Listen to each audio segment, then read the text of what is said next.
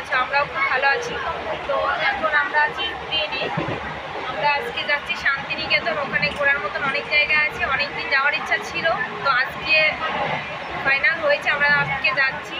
এখানে আছি আমি আর আমার দিদি, আর সামনে দিদি আছে, আর একটা মানে ভাইয়ের মেয়ে আছে। আমরা 4 জন মিলে আজকে বর্ধমান থেকে একসঙ্গে হয়ে সবাই আবার ট্রেনে চেপে পড়লাম গণদেবতা। গণদেবতা হচ্ছে সুপার ফাস্ট, আমাদের 30 মিনিটের মতো পৌঁছে দেবে। তো ট্রেনে উঠে কোনো সিট তো পাইনি, দাঁড়িয়ে আছি। বাচ্চার জন্য সিটের রিকোয়েস্ট করেছিলাম, উপরে যে বাঙ্কারে যে ছেলেগুলো তত দেয়নি, কিন্তু 10 মিনিটের মধ্যে আমরা সিট আবার পেয়ে গেছি। সিটটা পেলাম অনেক সময় দাঁড়িয়ে থাকার পরে, তবে যে সিটটা পেলাম। আর 10 মিনিটের মধ্যে আমরা শান্তিনিকেতন নেমে যাব, কেন কি আমরা শান্তিনিকেতন নেমেই টোটো রিজার্ভ করে যেতে হবে। তো এই যে মনাটা আমাদের সাথে আছে, ওই আঙ্কেলের কাছে বসে আছে। ও কিন্তু বড় ধরনের একটা ইউটিউবার, তোমরা অবশ্যই ওর ভিডিওটা কখনো না কখনো দেখেছো। ও আমাদের যাওয়ার কথা শুনে যাওয়ার জন্য খুব এক্সাইটেড। তো দিদি ওকে সাথে করে নিয়ে এসছে। আর এই সকালবেলা দিক জানলার কাছে বসেছি, দারুণ লাগছে, খুব সুন্দর হাওয়া এসছে। কিছু সময়ের মধ্যে আমরা নেমে যাব। তো নেমে গেছি আমরা। এই যে এখন যাচ্ছি গীতাঞ্জলি ভবনের দিকে। এটা একদম শান্তিনিকেতন টিকিট কাউন্টারের সামনে, তাকিয়েই দেখা যায়, একদম কাছাকাছি রাস্তার ওপাশেই। এখানে দেখার মতো অনেক কিছুই আছে, সেটা শুনেছি। তো দেখলাম প্রথমে এইদিকে যাই। তো যাব করছে, তো আমরা 4 জন 4 রকমের, কেউ বলছে যাব না, তো তাও যাওয়া হচ্ছে। কিন্তু এখানে টিকিট ছাড়া ঢুকতে দেয় না। এখানে টিকিটের মূল্য খুব একটা বেশি নয়, মাত্র 30 টাকা করে টিকিট। বাচ্চাদের জন্য ফ্রি, আর স্টুডেন্টের জন্য ফ্রি, আর আদার্স লোকেদের জন্য টিকিট লাগবে। তো টিকিট কাটতে যে দিদিবার বলছে না যাবো না, চল একটু এখান থেকে পিক করে চলে আসি। কিন্তু আমরাই যে যারা আছি না, পিক তোলার জন্য প্রচুর পাগল। তো সবাই আগে প্রথমে পিক তুলছে, এখানে অ্যাকচুয়ালি আমরা যাব না, বলছি এখানে দাঁড়িয়ে একটু পিক করে তারপরে টোটো রিজার্ভ করে চলে যাব। তার জন্য পিক তুললো। আবার বাচ্চাটার দিকে যাচ্ছিলো বলে দিদি বলছে চল যাই। তো টিকিট না কাটলে সত্যি এখানে ঢুকতে দেয় না, গেট থেকেই রিটার্ন করে। তো আমরা তো টিকিট কাটিনি, যাব না তার জন্য। তো আমরা চলে যাচ্ছি এবার এখান থেকে বাইরে। এবার আমাদের টোটোটা রিজার্ভ করে যেতে হবে। প্রথমে যে লোকটা টোটোর জন্য আমরা কথা বলেছি, সে 2400 টাকা চেয়েছে। 4 জনের 2400 টাকা, বুঝতে পারছো? ডাকাতের মতো গলা কাটছে। তো আমরা সামনের দিকে এগিয়ে যাচ্ছি। আর প্রচণ্ড রোদ, বাবা কি রোদ পড়েছে আজকে, হাঁটাই যাচ্ছে না। তো টিকিট মানে টোটো তো ঠিক হয়নি, কিন্তু প্রথমে যে লোকটা টোটোর সঙ্গে কথা বলেছি, সে লোকটা প্রচুর বদমাইশ। সে না নিজের টোটোর দাম কমাচ্ছে, না অন্য টোটোওয়ালার সাথে কথা বলতে দিচ্ছে। তো আমি রেগে মেগে ওনাকে অনেক কিছু বলেছি, তারপরে পিছন থেকে চলে গেছে। এবার আমরা পেয়েছি একটা টোটোটা আমাদের রিজার্ভ হয়েছে, শুনলে অবাক হয়ে যাবে, মাত্র 600 টাকায়। অনেক কথা বলার পরে। আর তার মধ্যে প্রথমত ভুল হয়ে গেছে, আমার দিদি বলে ফেলেছে যে আমরা এখানে প্রথমবার এসেছি। প্রথমবার বলার জন্য ওরা সুবিধাটা বেশি পেয়ে গেছে। তো তোমরা যদি কখনোই এখানে আসো, তো বলবে না যে তোমরা অপরিচিত জায়গায় যাচ্ছ বা প্রথমবার এসছো। কেন কি জানো তো, অপরিচিত ওরা যখন জানতে পারবে যে তুমি প্রথমবার এসছো, তখন তো বুঝতেই পারছো কেমন দাম চাইবে। তার জন্য এমন স্মার্টভাবে কথা বলতে হবে যে তুমি এখানে আগে এসছো। তো আমরা টোটোওয়ালার সঙ্গে কন্ট্যাক্ট হয়ে গেছে যে আমাদের পুরো ঘুরে দেখাবে। আমরা সে টোটোতে বসে আছি, অনেক সময় কোমর পুরো ব্যথা হয়ে গেল। আর রাস্তা একদম ভালো না, এখনও অবধি আমরা কোনো একটা সুন্দর জায়গায় নামিও নি, দেখিনি। বলছি একদম লাস্টে নিয়ে যাবো, ওখান থেকে দেখাতে দেখাতে একদম স্টেশনের কাছে নিয়ে আসবো। সেভাবেই যাচ্ছি। টোটোতে বসে থাকতে সত্যি বিরক্ত লাগছে। আর এত ধুলো রাস্তা, মানে করছে কোথাও বা মাটি খনন করে রাস্তার উপর রেখেছে। আর প্রচুর রোদ, ধুলোতে শুকিয়ে একদম উঠছে আমাদের নাকে মুখে। তো বলছি আর কত সময় লাগবে, বাচ্চাটা সত্যিই বিরক্ত হয়ে গেছে। ও বলছে কাকু আর কত সময়, বলেই যাচ্ছে, বলছে হ্যাঁ একবারে নিয়ে যাচ্ছি। তো আমাদের অ্যাকচুয়ালি নিয়ে যাচ্ছে লাস্টে যেটা আছে ওটা দেখিয়ে এইভাবে আস্তে আস্তে চলে আসবে। তো আমাদের টাইম অনেক সময় লাগবে। তো আমরা এবার এসে গেছি হচ্ছে কঙ্কালী যে মা আছে, কালী মা, ওখানে। আর এবার আমরা প্রথমেই ঢুকবো হচ্ছে শিব মন্দির। এই যে এখানে আছে শিব মন্দির, ঠিক আছে। শিব মন্দিরে সবাই আমরা সকালবেলা খেয়েছি রুটি। তো মাছ মাংস তো খাইনি, পুজো তো অবশ্যই দেওয়া যায়। আর সবাই আমরা চান ধান করেই এসেছি। তো শিব মন্দিরে এই যে সাদা যেটা দেখা যাচ্ছে, এটা আছে শিব মন্দির। তো এই শিব মন্দিরে পুজো দেওয়ার পরে আমরা চলে যাব ওই সাইডে বজরংবলী মন্দির আছে। তো প্রথমে আমরা শিব মন্দিরে যাচ্ছি। এখানে অলরেডি পুজো অর্চনা শুরু হয়ে গেছে সকাল। এখানে এখন 10-10:30 নাগাদ হয়েছে। তো দিদি বলছে চলো পুজোটা দিয়ে আসি। তো আমরা সবাই এখানে প্রথমে পুজোটা করে নিলাম। আর এরপরে এখান থেকে বেরিয়ে যাব বজরংবলী মন্দিরে। আর এই সামনে যে নন্দী আছে, সবাই কানে কানে নন্দীর কানে কানে বলে। আমরা জানি যে নন্দীর কানে কানে বললে ভগবানের কাছে পৌঁছে যায়। তো সবাই এই যে করছে, এটা কিন্তু শিবলিঙ্গ ওখানে।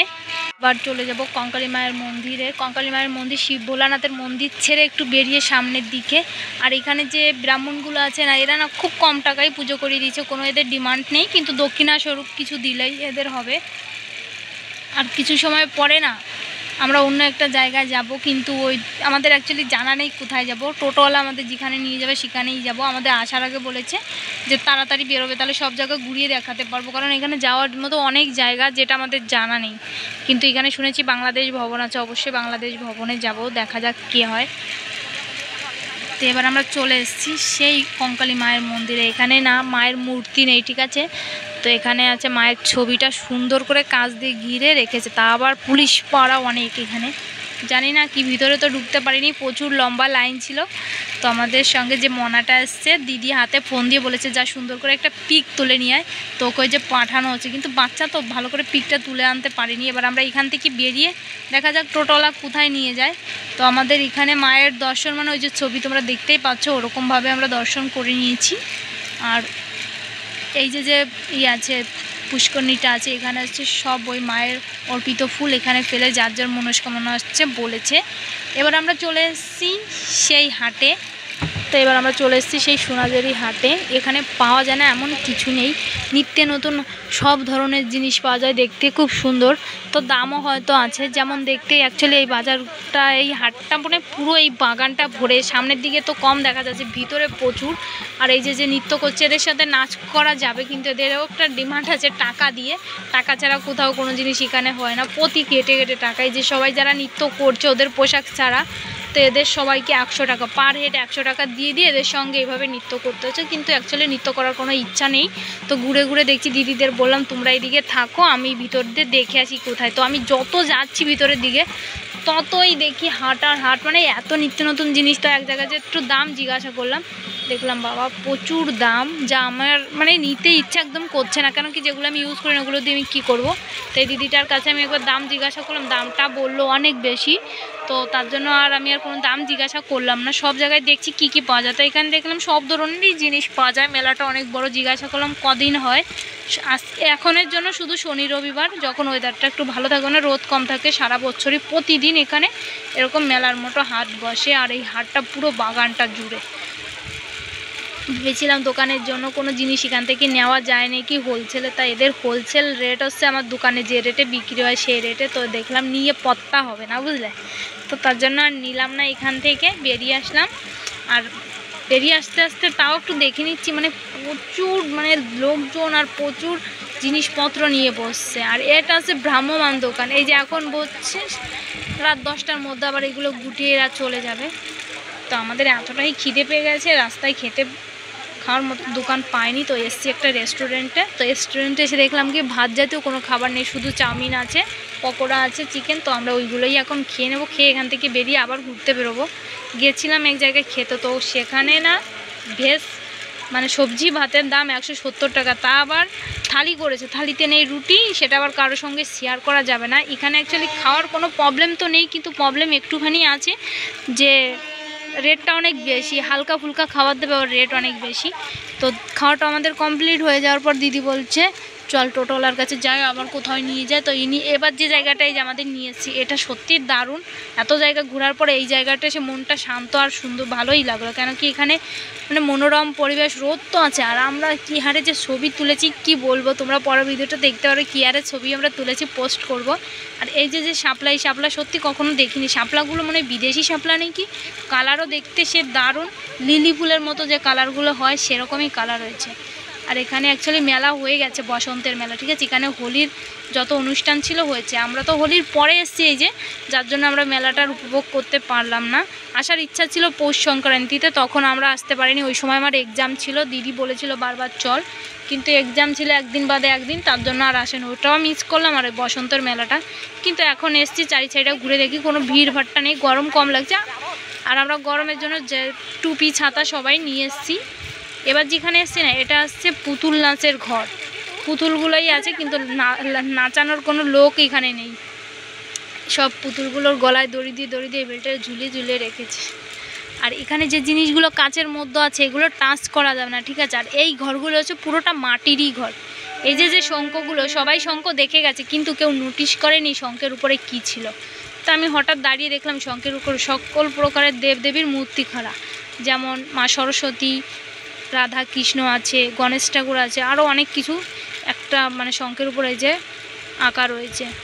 ওরা তো শঙ্খ দেখে চলে গেছে। আর এখানে পুরনো আমলে যে জিনিসপত্র ব্যবহার হতো সেইগুলো, বাচ্চাটার কাছে কষ্ট হয়, ঠিক আছে। মনা বলছে আমি একটু বসে নিই, ওই পুতুলের উপরে বসে বলছে, আমি বলছি ওঠ রে বাবা, পিটাবে আমাদের, ধরে জরিমানা করে দেবে। ও তো বাচ্চা, বুঝতে পারিনি, সে মাটির উপরে বসে পড়েছে।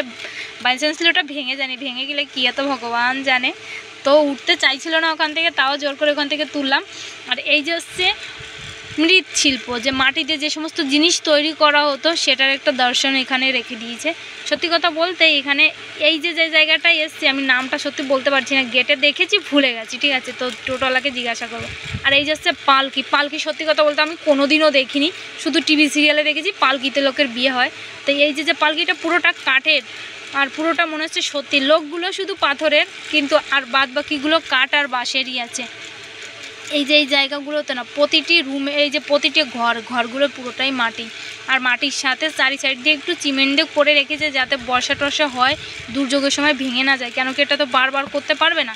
আমরা যে ঘুরতে ঘুরতে এসেছি, আমি পড়ে গেছি ওদের পিছনে, ওরা আমাকে রেখে কোথায় চলে গেছে, টুপির মধ্যেই আমার মাথাটা গরম হয়ে গেছে। আর তার মধ্যে ওদের খুঁজে পাচ্ছি না, আমাকে ডাকছে, আমি শুনতে পাচ্ছি কিন্তু ওদের কাছে যেতে পারছি না। তো বাড়ি যাওয়ার আগে একটু ভিডিও টিডিও বানাচ্ছিলাম, তো মনাটা বলছে পিসি একটা ভিডিও বানাই, তো বললাম চল একটু আউট টাইপের ভিডিওটা বানাই। তো ভিডিওটা এইভাবে বানালাম। কেমন লাগলো অবশ্যই বন্ধুরা তোমরা কমেন্টে জানিও। আর তোমাদের কাছে যদি কোনো ইনফরমেশান থাকে নতুন নতুন কোনো জায়গায় যাওয়ার জন্য, তো আমাদের অবশ্যই কমেন্টে জানিয়ে দাও, আমরা সেখানে যাওয়ার চেষ্টা করব। তো ভিডিওটা কেমন লাগলো অবশ্যই লাইক কমেন্ট দিয়ে ফলো করে পাশে থেকো। ভিডিওটা ভালো লাগলে অবশ্যই সাপোর্ট করো। টাটা।